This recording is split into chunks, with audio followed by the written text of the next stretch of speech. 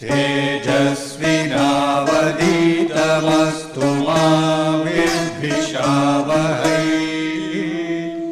ॐ शान्ति शान्ति शान्तिः।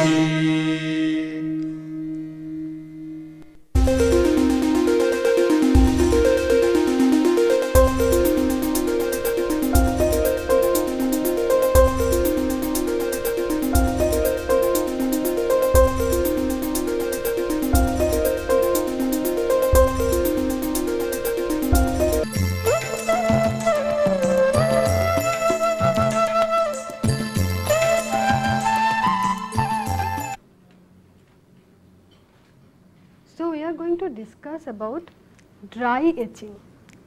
As I told you that dry etching is in contrast with wet chemical etching, where we do not use a chemical solution, but we use a plasma. And I have told you also in the last class what a plasma is, what are the basic features of a plasma, and inside the plasma what is the potential at different points. As you can already see here, usually in a plasma reactor we have a permanently grounded electrode which we call the anode. So, therefore, that anode is always at 0 potential, right. If we have an insulating surface immersed in the plasma, then it is going to acquire a small negative potential which is called the floating potential, and this is the floating potential. The center part of the plasma, it has a positive potential because it is primarily comprised of positive ions which are slow to move, and that potential is called Vp, which is a small positive potential. And the other electrode, that is the RF powered electrode, it has a cathode sheath potential associated with that, and that sheath potential can be considerably high. It is a high negative potential, the point at Vc, right. And we can further increase the cathode sheath potential if that electrode area is made smaller. When the electrode area is made smaller, the capacitance is going to be smaller, the impedance is going to be larger, and therefore, the potential is going to be larger. So, by reducing the electrode area, see one electrode is smaller compared to the permanently grounded electrode, we can make the cathode sheath potential even higher. In addition to that, we can reduce the pressure inside the chamber, and then in order to sustain the plasma, the electrons must have higher energy and therefore higher potential, or we can even reduce the frequency to a certain extent to increase the sheath potential. And the potential difference between any 2 points will actually determine the electric field strength, and consequently that will determine the ion bombardment energy. So, it is very important where you place your substrate. You know, you have 3 possible places to put your substrate. One is the grounded electrode, one is the powered electrode, and one is on an insulating surface inside the plasma. So, depending on where you place your substrate, the substrate is going to experience a certain electric field, I mean the ions are going to experience a certain electric field, and therefore, they are going to bombard on the substrate with a certain energy, right. So, with this background, let us now look at the etching mechanisms. But before that, let me remind you that in any etching system, we have 2 very important figures of merit. These are anisotropy and selectivity. Okay. So, you see, basically in a plasma, you can have very high electron temperature, right. That is because the energy transfer between the electrons and the plasma is very inefficient. So, electrons can acquire very high energy, consequently their temperature, effective temperature can be very high, while the plasma temperature is still much smaller. What is the advantage? We can have high temperature like reactions. Let me expound on that slightly. What do I mean by high temperature like reactions? You know, in all the reactions we have some reactive species, right. Some reactive species must be generated in order to take part in the reaction, and most cases what happens, to generate that reactive species we need to provide a certain amount of energy, usually by means of raising the temperature. By providing thermal energy we generate the reactive species. Inside a plasma, however, since the electrons have an effective temperature of 10,000 Kelvin, the reactive species can be generated without having to raise the total ensemble temperature. That is, I do not have to raise the total temperature. Because the electrons are already at a very high temperature, they can facilitate generation of this reactive species. So, inside a plasma, therefore, you can have a number of reactive species present which will otherwise not be present without the plasma at that low temperature 100 degree centigrade or so. Those reactive species will not be generated if the plasma was not there. Okay. That is one aspect of plasma. The other aspect is, of course, by suitably adjusting the cathode sheath potential, it is possible to have very high ion bombardment energy. This is aspect number 2. So, in a plasma we have basically two factors governing the etching mechanism. One is the ion bombardment energy and the other is the easy generation of reactive species. Now, let us look at the etching mechanisms inside the plasma.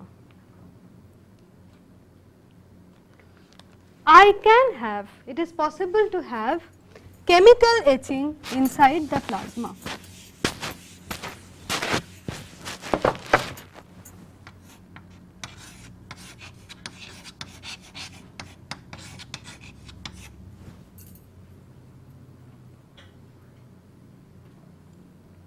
Because of the high electron temperature, reactive species are easily generated and they can take part in the chemical reaction.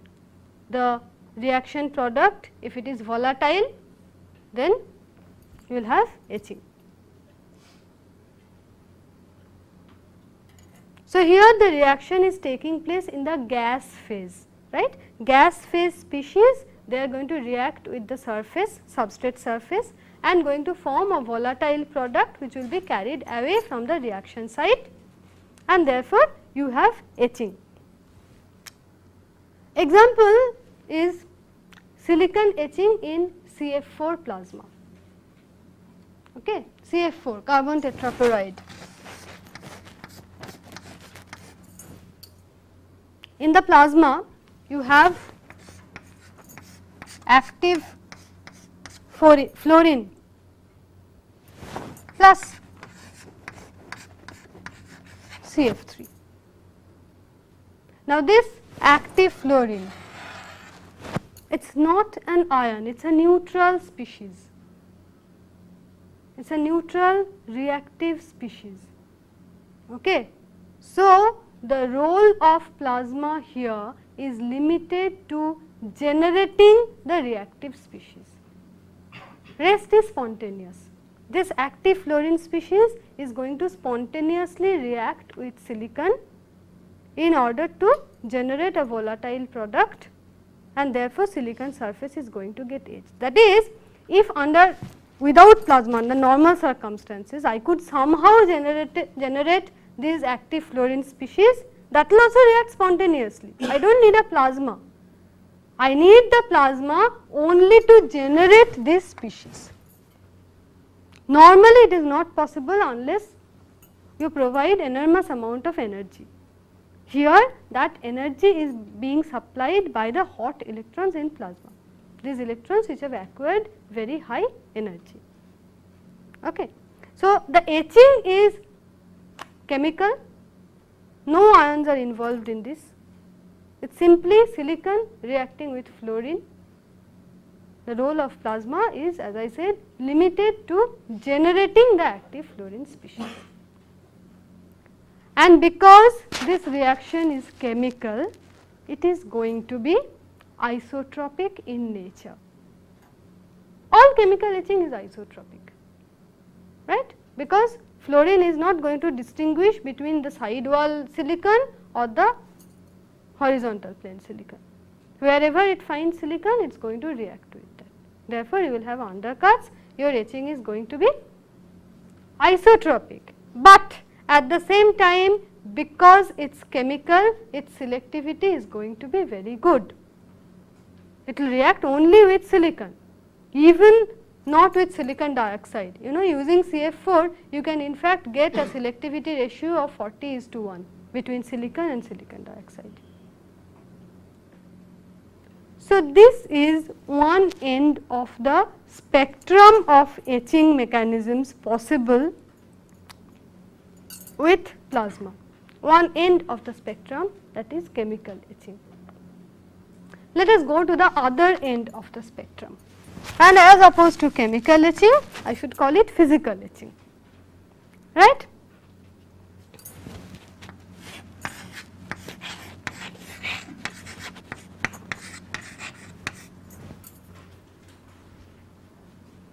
Or it is sometimes referred to as sputtering or ion milling.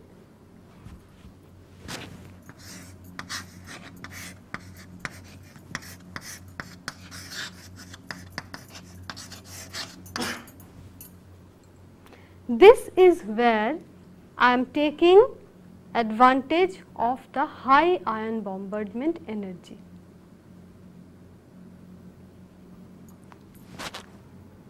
If the ions have a very high energy, okay, because of the very large sheath potential.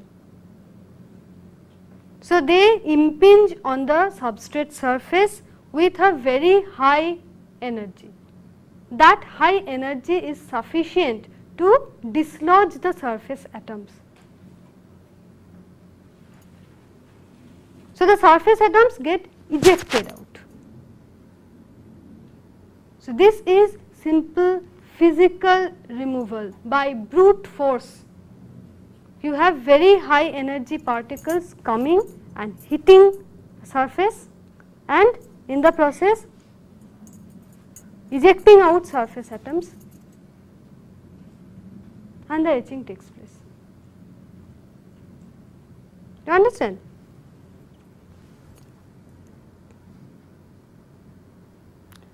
So, here the selectivity is going to be the casualty, because whatever surface, whatever substrate you put in, high energy particles, high energy ions are going to be impinging on that surface and physically remove material. So, it is not going to distinguish that well between silicon and silicon dioxide or whatever. But it is possible to realize very good anisotropy, because you see, suppose this is my substrate surface, ions are getting impinged like this. So, only on the surface on which it is getting impinged, see, you can see the surface particles getting dislodged, right. Only on that surface etching is taking place. What about the sides? It is not falling on the sides, it is just falling on this surface, but not here. So, the side walls are protected, right. I can realize good anisotropy. I can etch only one surface preferentially, right. Whichever surface is exposed, whichever surface is normal to the incident of the ions, only that surface is going to get etched, but selectivity is going to be a casualty. So, these are the two ends of the spectrum, chemical etching and physical sputtering. Okay. In one I have good selectivity but poor anisotropy, in the other I have poor selectivity but good anisotropy. Now, of course, we can think of a possible combination of these two, how these two phenomenon can be combined, and I can get the best of both worlds, that is I can get good anisotropy as well as good selectivity.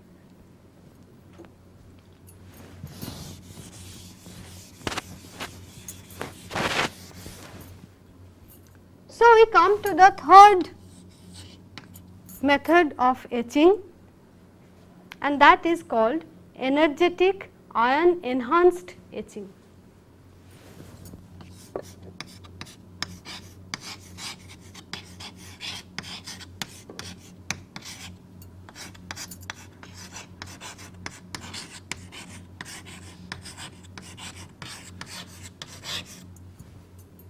Even though I said that we can try to combine, do not take it too literally, because it is not really a combination of the first two processes. It is a different process altogether, but where we have managed to optimize the characteristics of these two type of etching. In energetic ion enhanced etching, what happens is that ions are impinging on the substrate surface, but their energy is usually much less than in case of this physical sputtering. So, that this ion energy is not really sufficient to cause physical etching. What it does instead is it makes that surface more reactive. It makes that surface more reactive, so that now it can react spontaneously with the chemically generated species inside the plasma, and etching can take place. I will give you an example. Suppose I want to etch silicon with chlorine. Now, if you have moderately doped silicon, okay, not very heavy doping, moderately doped silicon or intrinsic silicon, undoped silicon, then chlorine does not react spontaneously with silicon, not even in a plasma. Okay? But if you have a plasma and if you have sufficiently high ion energy, then these ions can make the silicon surface more reactive, so that the reactive silicon surface can react with chlorine and get etched. Do not think it is a combination of two, it is not a combination of the two. Okay. This is verified by, if you put instead of chlorine a neutral, an inert gas, for example. Suppose instead of chlorine we put argon.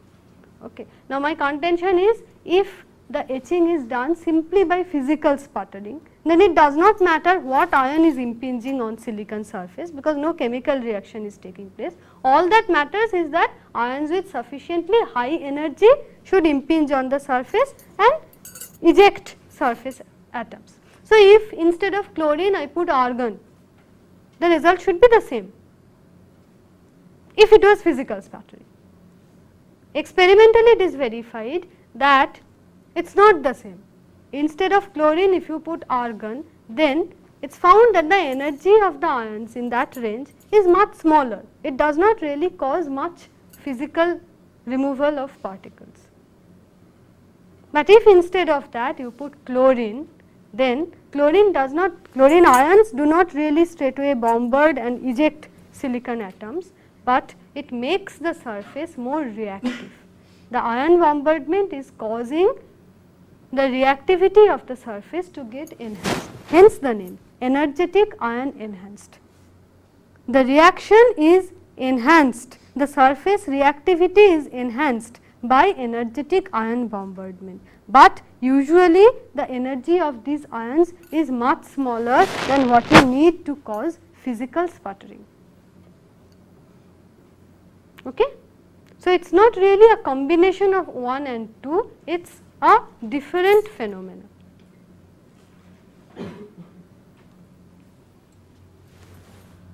And I have a fourth mechanism which is called ion inhibited.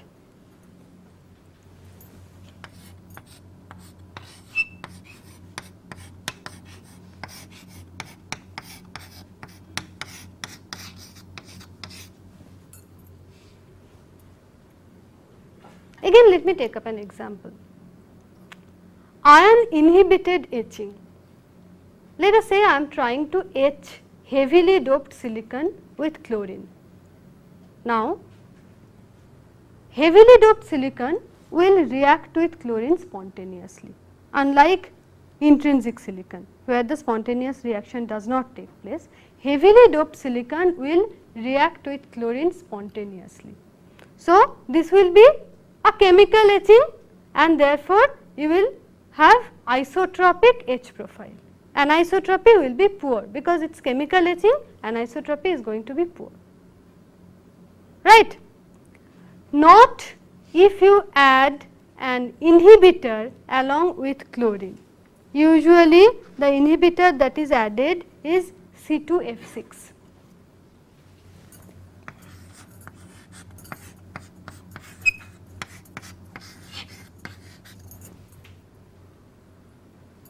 This C2F6 is the inhibitor. The role of chlorine is still just the same. Chlorine reacts spontaneously with silicon. Okay. But what is C2F6 doing? C2F6 is forming an inhibitor film on the surface. It is forming a protective film so that the surface cannot react with chlorine. Now, think about it very carefully. I am saying that C2F6 is forming a protective film, an inhibitor film on the surface so that the surface cannot react with chlorine.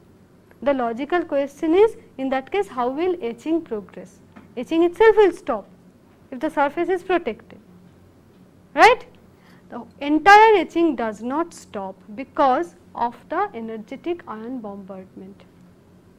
You still have ion bombardment in the plasma. So, on the surface on which ions are getting bombarded, the protective film is getting removed. So, the surface normal to the incidence of ions, this surface, that surface on that the inhibitor film cannot form. As soon as it forms, it gets removed. So, that surface is free to react spontaneously with chlorine. What about the side walls? On the side walls, the inhibitor film stays, it cannot get removed because on that surface I do not have any ion bombardment. So, only the side walls effectively are protected by the inhibitor film, only the side walls cannot react with chlorine. Result is good anisotropy as well as good selectivity. So, here you see 4 basic mechanisms of etching. The first 2 we have already discussed.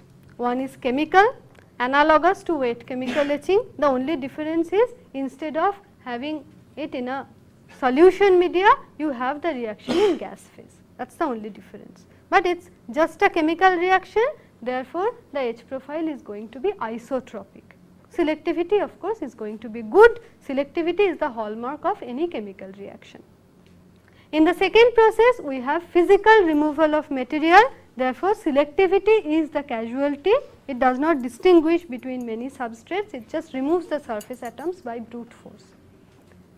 In the third technique, we have energetic ion enhanced, in which case the bombardment of energetic ions is going to increase the reactivity of the surface.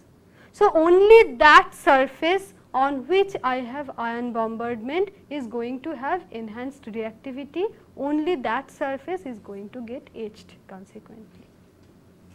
So, in this process 3 I can have good selectivity as well as good anisotropy. Good selectivity because finally the reaction is chemical reaction, good anisotropy because the reactivity of only a particular surface is getting changed, not of all other surfaces. And then in fourth I have ion inhibited, which in a sense you could say is the mirror image of process number 3. Here instead of enhancing the reactivity on certain surface, I protect certain surfaces by forming an inhibitor film over them. The inhibitor film cannot form on the surface which is exposed to ion bombardment, because the ion energy will be sufficient to remove the inhibitor film. So, these are the 4 basic etching mechanism, and by judiciously applying them you can have any kind of etch profile you want to obtain. So, again just as in case of diffusion and ion implantation, implantation gave you much better flexibility. Similarly, dry etching is going to offer you much better flexibility in terms of etching profile compared to wet chemical etching. Okay. So, now let us talk about the different reactor designs. Now that we know about the etching mechanisms, it is going to be very simple to talk about the reactor designs, and you can yourself see which reactor should be used for what purpose. Okay. So, the reactors are actually in fact, in this context I should tell you that there are a lot of misnomers, terms which do not really convey the right meaning. For example, we keep on saying reactive ion etching or plasma etching without really stopping to think what they mean. Reactive ion etching, does it really mean that ions are taking part in the reaction? Ions are reactive? Not really. Hardly ever ions take part in reactions, very rarely. Okay. Similarly, plasma etching, well, all of them can be said plasma etching or plasma assisted etching, because we are employing the plasma in some means or the other. So, these terms do not really convey exactly what is happening inside the reactor. So, it is better to define the reactors according to their geometry, and from the geometry you see you can very easily figure out what is the type of etching mechanism that is being employed here, and whether we can realize anisotropic and or selective etching using these reactors. The oldest reactor, oldest plasma reactor to be used for etching, which is now quite obsolete, is a barrel reactor. So, this has only historical significance.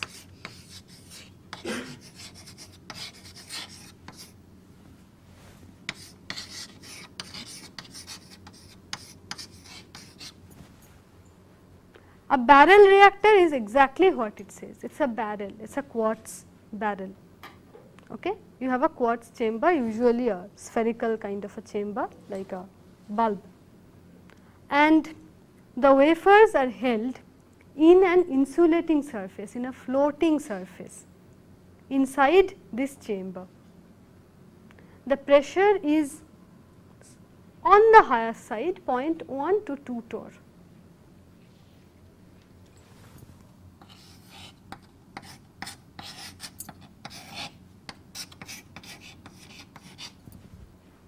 And usually it is inductively coupled, that is you have a coil wound round this barrel to couple it to the RF source. Okay. So, I have given you all the clues. Wafers are held in an insulating surface inside the plasma. Therefore, the potential, the sheath potential is going to be the difference between the floating potential and the ground. It is going to be a small potential, small negative potential. Consequently, the substrate is going to experience a very small ion bombardment energy, right. Since the sheath potential is very small, it is going to experience a very small ion bombardment energy. Pressure is also comparatively high, 0.1 to 2 torr, it is on the higher side. So, ion bombardment energy is going to be quite minimal.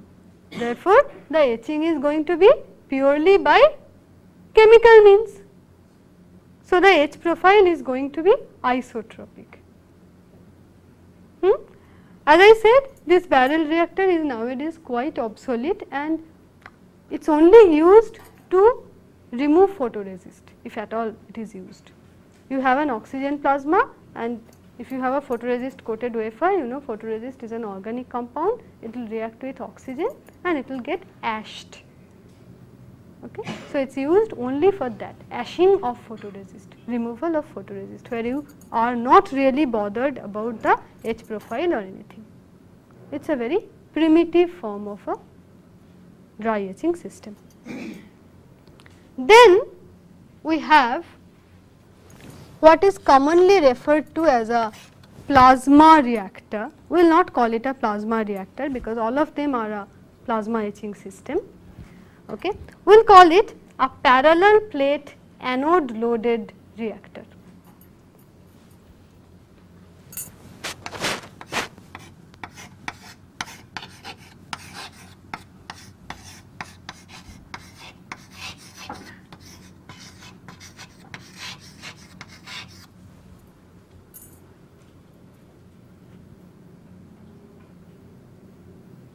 Here also the pressure is the same as in case of a barrel reactor.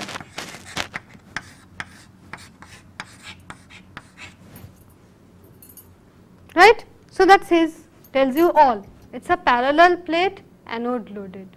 Both the electrodes have the same area. Wafers are loaded on the anode, that is the permanently grounded electrode, and the pressure is on the higher side, 0.1 to 2 torr. Usually one uses RF frequency of 13.56 megahertz. That is the most common RF frequency to be used in all the plasma reactors. So, again you see the anode sheath potential is actually going to be quite small. It is just the difference between the plasma glow potential Vp and the ground potential, right. That is actually the the potential difference the ions are going to experience, isn't it. So, even here we can say that the ion bombardment energy is going to be very small, and therefore, the etching is going to be by chemical means only. So, you have good selectivity, but relatively poor anisotropy, unless of course you use special additives as inhibitors, right. Normally the reaction is going to be chemical, and therefore the etching profile is going to be isotropic. Anisotropy will be poor unless you add inhibitor forming gases like C2F6 so as to improve its anisotropy, right. The next one in the line is usually called the reactive ion etching system, but as I told you, that again does not convey the actual meaning because ions hardly ever actually take part in the reaction. Okay. So, instead of that we will call it asymmetric parallel plate cathode loaded reactor.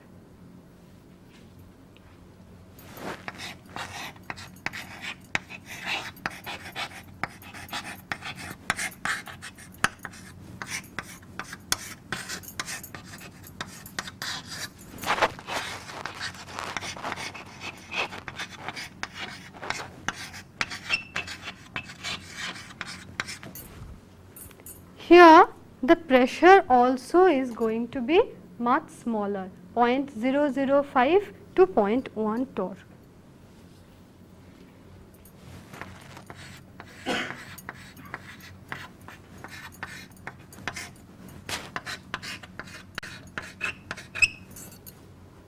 So again you can figure it out for yourself. It is asymmetric parallel plate. So one electrode is smaller than the other. Which electrode should be smaller? Obviously the cathode, right, because I want to increase the cathode sheath potential. I am further increasing the cathode sheath potential by reducing the pressure, right. Therefore, the substrates which are placed on the cathode, that is what the significance of cathode loaded means, right, that the wafers are now loaded on the cathode. So, they are going to experience very high ion bombardment energy, okay, quite high ion bombardment energy.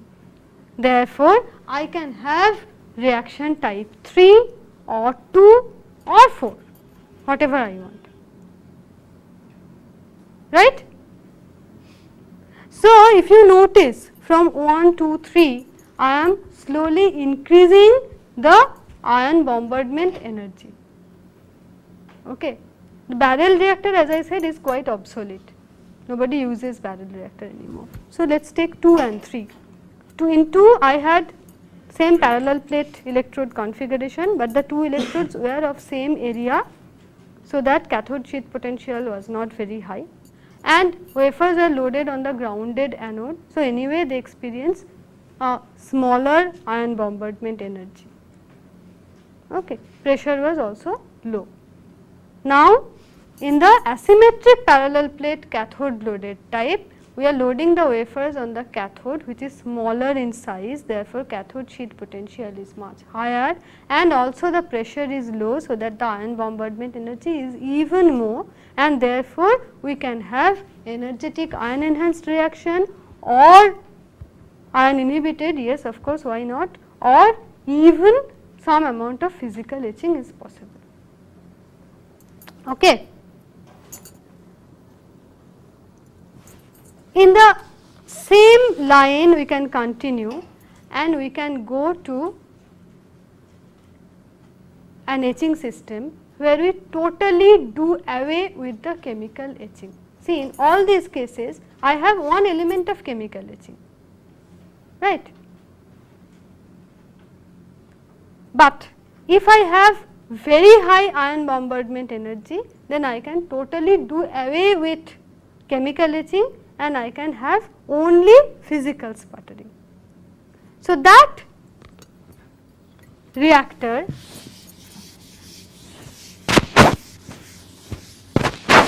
it is called the inert ion beam etching.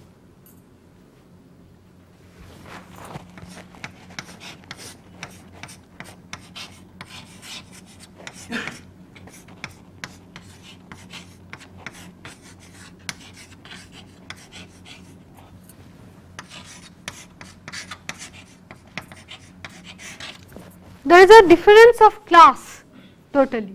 In the first 3 cases, we had chemical reaction as the dominating means of etching. It could be energetic ion enhanced reaction or ion inhibited reaction or pure and simple chemical reaction, but the chemical reaction was always a very important role to play in the first 3 types of etching, first 3 types of reactor. Okay. Now, we have come to a system which is inert ion beam etching, where we do not have any chemical reaction at all. So, what we have? We have an inert gas like argon or neon, something like that, and usually these are 2 zone systems. In contrast, all these are single zone system. The first 3 cases, all these are 3 zone system, that is plasma is created in the same place where the wafer is kept. They are all in the same zone. In between the 2 electrodes, plasma is created and on one of the electrode the wafer is loaded, right. In contrast, in ion beam, inert ion beam etching, we have a 2 zone system where the ions are generated in one zone, okay, that is generated by electron bombardment of an inert gas, usually argon is used, and then they are accelerated. They are accelerated through one or more sets of grid to the second zone where the wafer is kept. So, you have a high energy accelerated directed ion beam. Ions are created in one chamber, now they pass through a grid, they are accelerated, it is a focused ion beam which is going and hitting the wafers kept in a separate zone, right. Obviously, here since I am relying completely on physical removal of particle, the ion energies must be very high. So, whereas in this case I had a sheath potential of tens of volts, in this case maybe 100 volt maximum sheath potential, in this case less than 20 volt. Okay. Here we have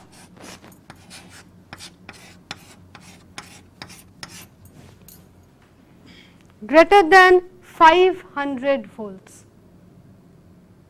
The ion energy is equivalent to greater than 500 volts.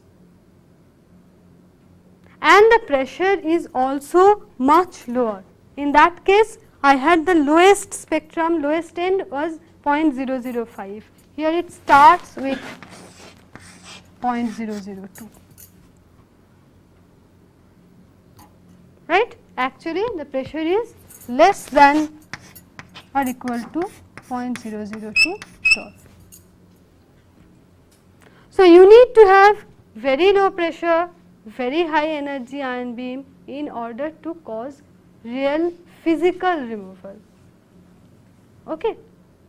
So, anisotropy is going to be very good because you have a focused directed ion beam, only those surfaces which are exposed to this onslaught of ion beam is going to get etched, side walls are going to be completely protected. But this high energy ion beam is not going to distinguish between the different types of surfaces. So, selectivity is the casualty, right. You have very good anisotropy, but you have very poor selectivity. To improve the selectivity to a certain extent, there is a variation of this which is reactive ion beam etching.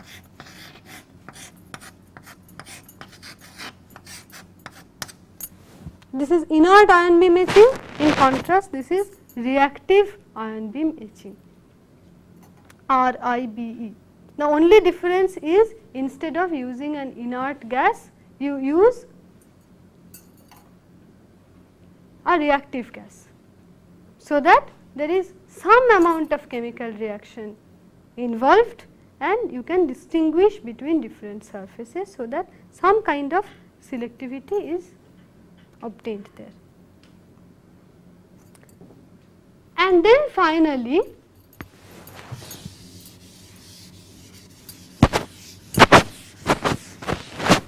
we have what is called microwave plasma. All these cases, all these reactors, I said that they generally operate at RF 13.56 megahertz. That was the most common RF frequency employed in all these plasma reactors.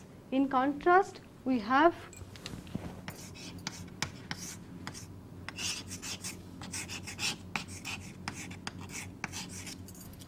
microwave plasma, usual frequency is 2.45 gigahertz.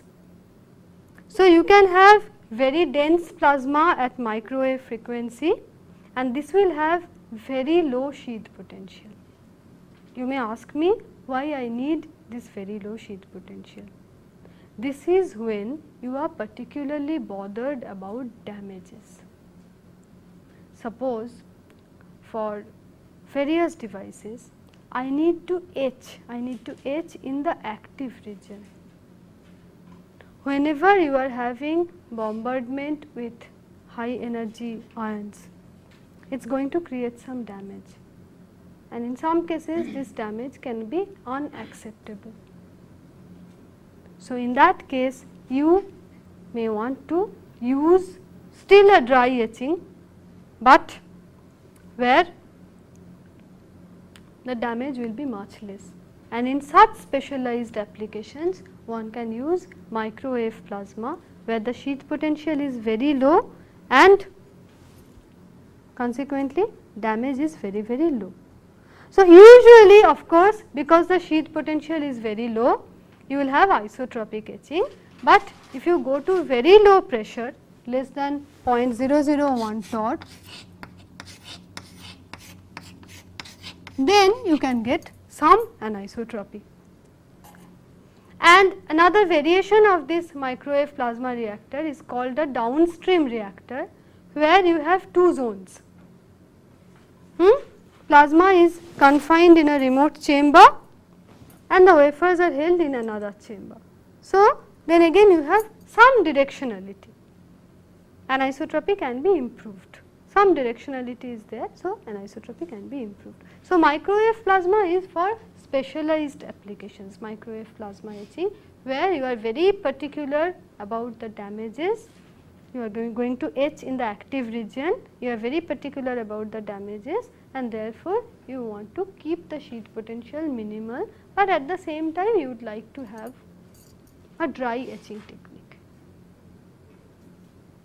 So, you see it makes sense to distinguish, to talk about the different reactors according to their geometry, because the geometry correctly tells me what is the etching mechanism possible in this particular reactor. That is why I prefer not to use the commonly used terms such as plasma etching or reactive ion etching and go for the geometry based approach, that is you call it parallel plate anode loaded or asymmetric parallel plate cathode loaded, or you call it inert ion beam etching, whatever, which tells you without any ambiguity what is the etching mechanism. So far we have just generally talked about the dry etching system, right? What is happening inside? What is happening? What are the etching mechanisms possible? What can you do to enhance one factor over another? What can you do to enhance the chemical reactivity? What can you do to form the inhibitor film, etc., etc. Now we are going to talk about the special etching systems. That is, suppose I want to etch silicon. That is my prime concern. I want to etch silicon or silicon dioxide or silicon nitride. How do I do that?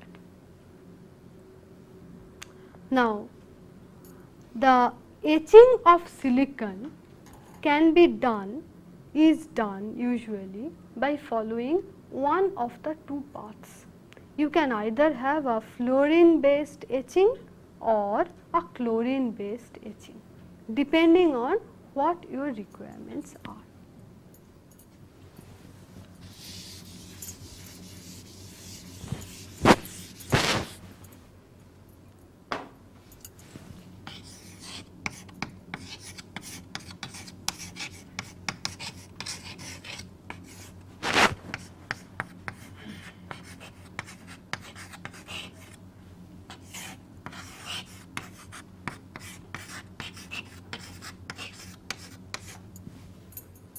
It can be fluorine based or it can be chlorine based. In case of fluorine based reaction, the reaction is going to be spontaneous. So, you will have isotropic profile, but with very good selectivity.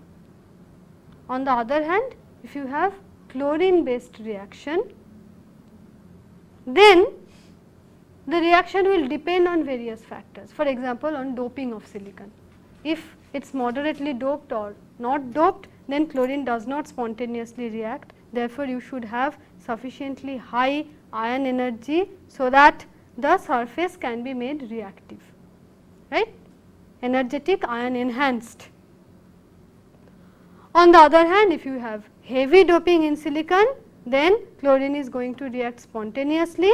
Therefore, if you want to have anisotropy, you must have an inhibitor forming mechanism, like you should have C2F6 with chlorine, that will give you better anisotropy.